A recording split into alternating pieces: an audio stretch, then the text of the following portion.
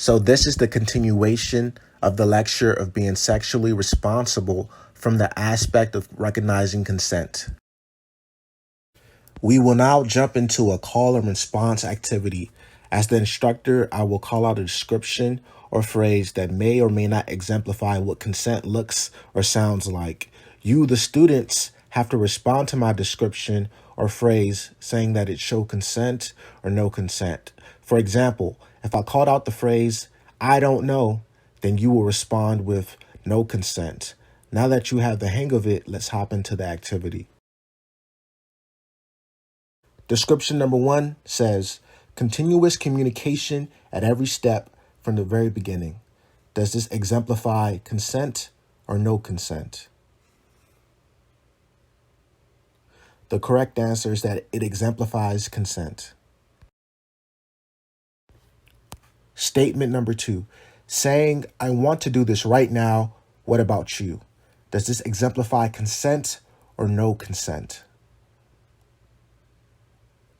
The correct answer is that it exemplifies consent. Statement number 3, saying, "I want to, but..." Does this statement exemplifies consent or no consent? The correct answer is that this statement exemplifies no consent.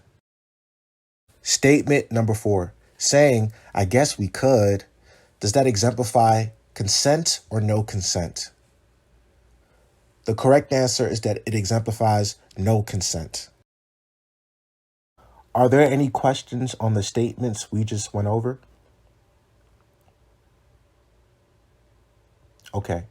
I'm not sure you guys heard this question, but in regards to statement 4, saying, "I guess we could," remember that consent has to be unambiguous.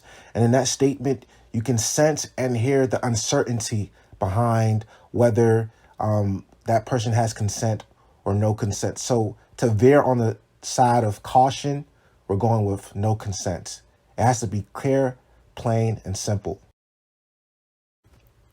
So hopefully through this call and response activity, you have become more astute in recognizing what does or does not exemplify consent. Always be observant to your partner's responses and nonverbal cues that we discussed earlier.